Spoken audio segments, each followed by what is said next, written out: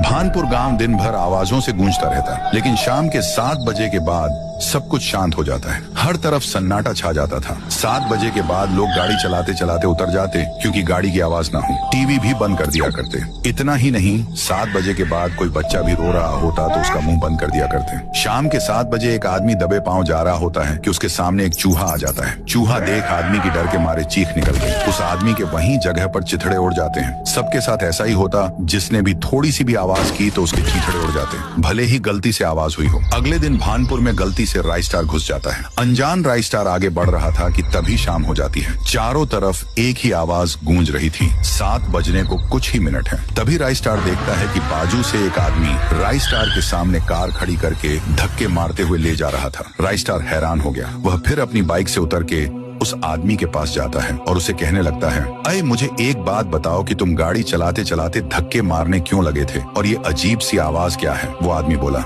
तुम्हें मरना नहीं है तो अपना मुंह बंद रखो। 7 बजने को 2 मिनट ही रह गए, बस तुम दूसरे गांव के लगते हो। चलो मेरे घर में, पर जरा सी भी आवाज मत करना। उसके बाद राइस स्टार उस आदमी के पीछे उसके घर चला जाता है। वह राइस स्टार को चुप रहने का इशारा कर रहा था। राइस स्टार को चुप रहने के अलावा कोई रास्ता नहीं था। अगली सुबह राइस स्टार उस आदमी को गुस्से से कहता है, देखो तुम जो कोई भी हो, पर तुम मुझे 7 बजने के बाद बोलने क्यों नहीं दे रहे थे, और न ही कोई आवाज करने दे रहे थे? पर क्यों, बताओ जल्दी। आदमी बोला, अरे तुम्हें क्या बताऊं भाई, हमारी जिंदगी 7 बजे के बाद नर्क में बदल जाती है। जो कोई भी आवाज करता है तो उसके बदन के 4 टुकड़े हो जाते हैं। हर शाम 7 बजे किसी न किसी की मौत होना निश्चित है। इसलिए तो मैं तुम्हें बार बार कह रहा था कि आवाज मत करो। इस आदमी की बात सुनकर राइस स्टार के रोंगटे खड़े हो गए। पर राइस स्टार ये जानना चाहता था कि ऐसा कौन कर रहा है। इसलिए राइस स्टार हर घर के ऊपर बड़े बड़े तेज आवाज करने वाले स्पीकर लगाने लगता है। गांव में 7 बज जाते हैं और राइस स्टार ने लगाए हुए स्पीकर भी अपना कारनामा शुरू कर देते हैं। तभी अचानक से एक चुड़ैल बहुत तेज गुस्से में गांव में उतर जाती है। नहीं छोड़ूंगी, नहीं छोड़ूंगी, किसको मारूं, कैसे मारूं, बंद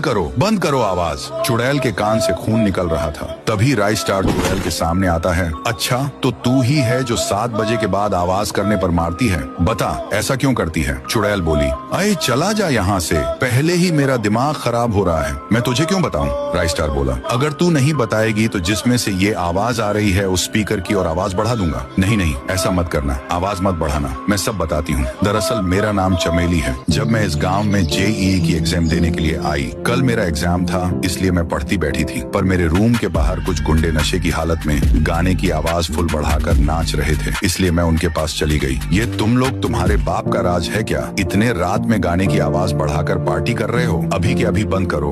और गांव वालों को कहा कि ये लड़की चोर है। ऐसा इल्जाम डालकर मेरा सर धड़ से अलग कर दिया।